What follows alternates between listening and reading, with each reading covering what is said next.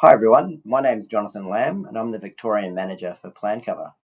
Firstly, thank you for having us along to the PIA Membership Services 2023 online trade show. So who's Plancover? Plancover is owned by IBL Limited, a subsidiary of the Australian Institute of Architects. We're established in 1974, so we have almost 50 years of expertise and experience. We specialise and provide risk management services, support and education to our clients across three main areas of service.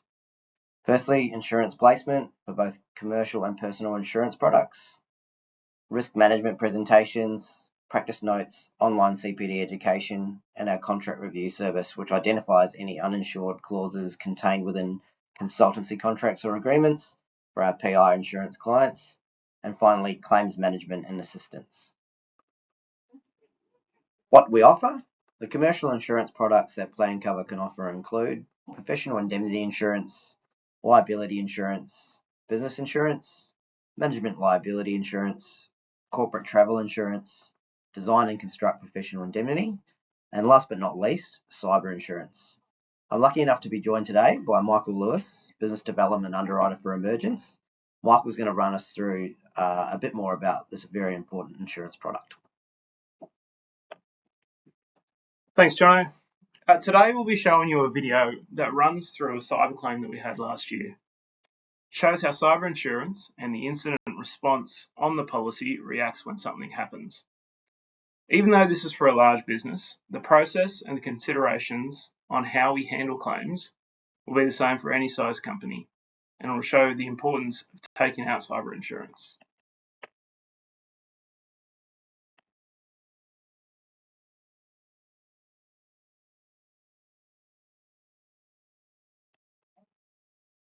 This is a cut back, cut down, shortened, sweetened account of a cyber incident and response. An emergent cyber breach coach answered the hotline at 4:55 on a Sunday afternoon. An insured, headquartered in Western Australia, had had their backups fail at 8 a.m. that morning. Upon investigation, they realised their data had been encrypted across their network and a rogue admin account created. A ransom note left on the servers identified the threat actor as Avedon and threatened a double extortion: pay the ransom or never be able to decrypt the data, and secondly, have the data released on the dark web. On the Avedon leak site, a countdown had begun, giving 3 days to engage with the threat actor or face the release of the exfiltrated data. The ransom was set at $1 million. Our intel on Avedon confirmed the seriousness of the attack. The ransomware as a service group removes shadow copies of files, deletes backups, disables automatic repair and recovery, cleans the bin, and makes good on its threat to release data. Avedon is also known at times to deliver a triple extortion by launching a distributed denial of service or DDoS attack on its victims. This was threatened on the leak side. Compounding the severity of the incident, it caused almost entire business interruption. For a company with an annual turnover in the hundreds of millions, it equated to the potential loss of over $500,000 a day until recovery. The company also provides critical infrastructure to police and ambulance services and the Department of Defence. After gathering information on the incident and ensuring that all servers and endpoints were isolated to prevent any further lateral movement of the attack, we retained forensics experts to immediately engage with the insured and confirm the cyber incident. An initial notice was provided to the Emergence claim team. As the evening progressed, the extent of the attack became clearer. Servers in Western Australia and New South Wales were encrypted, as potentially were servers in Victoria, Northern Territory and South Australia. None of the 800 plus endpoints appeared to be hit, but as it was Sunday night, we couldn't be sure. We worked with the insured's IT manager to get Active Directories up and running on new servers, requested firewall logs to identify malicious IPs to block, took steps to get forensic images taken of the affected servers, took steps to deploy endpoint detection and response software, and recommended all sessions terminated, passwords reset, and multi-factor authentication implemented network-wide. By 10:30 at night, our forensics experts had confirmed the ransomware attack and noted the insured was also likely victim of a business email compromise. We'd received a scope of work from our forensics experts with a cost estimate. This was passed on to the claims team, along with a request for an indemnity position and a reserve to cover the forensics and also to retain legal counsel. Due to the severity of the business interruption, we knew that we were going to have to consider paying a ransom. This is the process whenever a suspected cyber incident comes into the hotline. A cyber breach coach assesses the incident and gives immediate steps for the insured to take. This service is provided to everyone insured by Emergence at no cost. At this point, an initial notice is sent to the claims team, and they will provide details of the insured's policy schedule and other relevant information. Depending on the nature of the incident, either the cyber breach coach or one of our forensic panel vendors will then confirm the incident and provide a scope of work and costs estimate. With this confirmation, the cyber breach coach will communicate with claims so that they can provide a coverage position and reserve appropriate funds for the incident response. We retained legal counsel on Monday morning and held a conference call with the insured, forensics and legals, the first of many over the coming weeks and months. There were several legal concerns, including obligations arising under the Privacy Act following a data breach, obligations arising under contract, particularly with government agencies, and the legality of paying the ransom. On Tuesday, we confirmed that data had been exfiltrated to the New Zealand-based file hosting service Mega. We issued a takedown notice to Mega under copyright infringement and abuse policies published by them. We also approached contacts in Western Australia Police with the aim of having the Australian Federal Police make a request to their New Zealand counterparts to apply pressure on Mega to comply with the takedown notice. Mega responded on Wednesday, confirming that they closed the threat actor's account and noted that it held nearly 900 gigabytes of data and over 700,000 files. We assisted the insured in making a report of the incident to the Australian Cybersecurity Centre, which comes under the ultimate authority of the Department of Defence. They contacted us offering assistance, which was immediately accepted. This direct assistance is rarely offered and reinforced the severity of the incident. The insured confirmed that the interruption was enabling them to only conduct business at roughly 10% of normal levels. This would not improve without data recovery. We informed claims that it was likely that the full $1 million coverage of the policy would be exhausted by the incident response and business interruption losses. We retained crisis communications experts to assist the insured in communicating with their key partners and staff about the incident, and also to conduct media monitoring for mentions of the attack. With legals and the insured, we further discussed the legality of paying the ransom. Our presumption is always not to pay, and this is also the recommendation of the Australian Government. Payments not only encourage further use of ransomware, but also fund developments to the software to make it more effective. Additionally, payments are an income stream for the threat actor and may be used for other purposes, such as funding terrorism. Funding crime or terrorism can have significant legal consequences. There is also no guarantee that the decryption key will work and that the threat actor will fulfill its promise to restore the data. Ultimately, this is a decision for the insured to make, and we requested our legal vendor to draft a formal notice on the legality of payment in the circumstances. While there is no specific prohibition on paying ransoms under Australian law, it is essential to consider the Charter of the United Nations Act, which makes it an offence to contravene UN sanctions, any sanctions implemented under the Autonomous Sanctions Act, the instruments of crime provisions in the Criminal Code, which makes it a serious criminal offence to deal with money in a manner that is reckless or negligent to the risk that it could be used in the commission of an indictable offence, and the Money Laundering and Counter-Terrorism Financing Act and its associated rules providing measures to detect, deter and disrupt money laundering, the financing of terrorism and other serious financial crimes. The defence of duress may be available.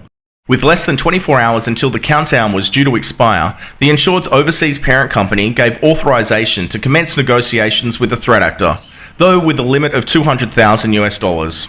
Our forensics experts negotiated a 2-day extension to the deadline and also noted that the leak site was returning errors when attempting to access leaked data from other victims, likely as a result of Mega closing their account. With the payment of a ransom becoming increasingly likely, both Emergence and our forensic experts performed sanctions checks to ensure that neither Avidon nor the Bitcoin wallet provided for payment were included on any sanctions list issued by Australia, the United States, the United Kingdom, the European Union, and the United Nations. If either was included on any list, we would refuse to have anything to do with the payment of the ransom. While paying the ransom was being considered and negotiated, work continued to rebuild the IT infrastructure of the insured, with the assistance of our forensics experts and several third-party providers. Most people don't realise that even if you get a working decryption key to restore data, all systems still need to be rebuilt. For companies this size, this process takes weeks or months. On Saturday night, we were also contacted by the Australian Federal Police and the Department of Defence for an update on the situation. From our preliminary investigations, it was clear that notifications to the Office of the Australian Information Commissioner and affected individuals would likely have to be made following the data breach, so we coordinated with our legal vendors and the insured to provide a preliminary notification to the OAIC. This is important as you have 30 days to notify following a data breach. Discussions would continue with the OAIC for months until the matter was finally closed. Ultimately, the insured decided to proceed with paying the ransom. We were able to negotiate this down to $375,000. The threat actor quickly provided a decryption key.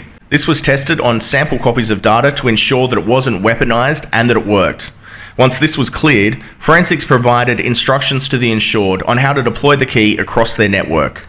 Reflecting the size of the attack, it took 2 weeks for data restoration to be completed. Around 7 weeks into the investigation, forensics confirmed that the business email compromise suffered by the insured was unrelated to the ransomware attack. As such, it became a separate matter and attracted a separate excess. We would now run both investigations in parallel, but separately. At the same time, forensics had identified that approximately 100,000 files, totaling around 100 gig of data, had likely been exfiltrated in relation to the ransomware attack. After speaking with the insured about the types of data that were likely included in the exfiltration, we knew that we would have to do discovery on the data to confirm exactly what was held and which individuals were affected. The purpose of discovery is to scan and review all the data to produce a consolidated spreadsheet that can be used for notifications to the Office of the Australian Information Commissioner and any affected individuals. The kinds of information we are looking for is any personally identifiable information, personal health information, tax file numbers, and payment card industry details. The reason why finding this information is so important is due to obligations under the Notifiable Data Breach Scheme in the Privacy Act. The Act defines an eligible data breach, which is to say one that requires notification, as when there is unauthorised access to or unauthorised disclosure of personal information. A reasonable person would conclude that the access or disclosure would be likely to result in serious harm to any of the individuals to whom the information relates, and remedial action has been unable to prevent the risk. With regard to the ransomware attack and exfiltration, we identified 200 affected individuals that had had a range of private information compromised and were at risk of serious harm. We notified this to the OAIC and to each affected person individually. We also retained identity protection specialists so that these individuals could ring someone to discuss the situation and get advice on steps to take to minimise the risk of harm. Around 10 weeks after the initial call to the hotline, forensics reported their final findings from their investigation into the ransomware attack. The threat actor had gained access to the insured's IT infrastructure at least 2 months prior to the insured becoming aware of the infiltration. This access exploited a 0-day vulnerability in the Microsoft Exchange server. Taking advantage of this, the threat actor was able to create web shells and remotely execute code, which included a cryptocurrency miner. The threat actor moved laterally across the insured's IT infrastructure and ultimately exfiltrated data to Mega and then encrypted data using Avidon for a double extortion. A week later, we received the final forensics report into the business email compromise. 2 mailboxes had been compromised. One was used for an outbound phishing campaign to over 5,000 recipients, and the other to attempt payment redirection fraud. Due to logging limitations, it was impossible to know when the threat actor first gained access to these accounts, but it predated the ransomware attack by at least 3 months. Both mailboxes have been accessed using the IMAP mail protocol, so we had to assume that they were synchronized and downloaded, effectively the same as the data exfiltration we saw in the ransomware attack. Once again, it was necessary to conduct discovery, this time on the 2 affected mailboxes. After a month, we had the personal information assessment summary, and it made sober reading for those who don't enforce strict mail data retention policies. Among the findings, there were over 3,000 affected individuals with information such as date of birth, tax file number, driver's license number, credit card details including CCV, and even a few dozen national police checks for good measure. After consolidating the list of affected individuals and completing the risk of serious harm assessment with our legal vendor, as with the ransom attack, we informed the OAIC and assisted the insured in notifying the affected individuals. This time there were 630 individuals that required notification. This process took over a month. Over 6 months after the initial hotline call, we had completed notifications. The OAIC had decided that no further investigation into the data breach was necessary. We had collected and passed on various invoices from vendors and third parties, and we were able to close our files. Somewhat fittingly, we had logged a total of 666 communications, including 69 calls and conference calls. This is one of over 100 cyber incidents we responded to in the past 12 months. So, lots to consider for a cyber claim. As you could see, pretty complicated. But if I can leave you with one thing, if you didn't have cyber insurance and incident response, how would you have handled that event? Would you have known who to call? Thanks, John. I'll hand it back to you now. Thanks, Michael. Why have we partnered with PIA? Well, we understand the building industry associations and their members. We support these organisations' charter by providing insurance advice, news content, events and sponsorships, as well as discounts on professional fees and CPD webinars, seminars, and our online courses. Plancover is proud of its numerous industry association endorsements, which include the Planning Institute of Australia, the Australian Institute of Architects, the Association of Consulting Architects, Consult Australia, the Design Institute of Australia, and the Australian Institute of Landscape Architects.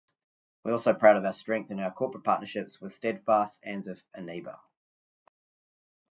So benefits for PIA members. You get $100 off each new PI policy and $50 off other insurance policies, a 15% discount on webinars through our Informed by Plancover service, and PI insurance clients have free access to practice guides and a number of free contract reviews, which, as previously mentioned, reviews the insurance clauses against consultancy agreements. Plancover would like to take this opportunity to thank PIA and its members for their support over the many, many years of partnership.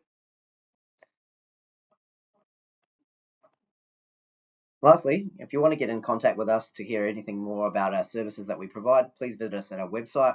We've got offices in Melbourne, Sydney, Brisbane, Perth, and Adelaide. Thanks again.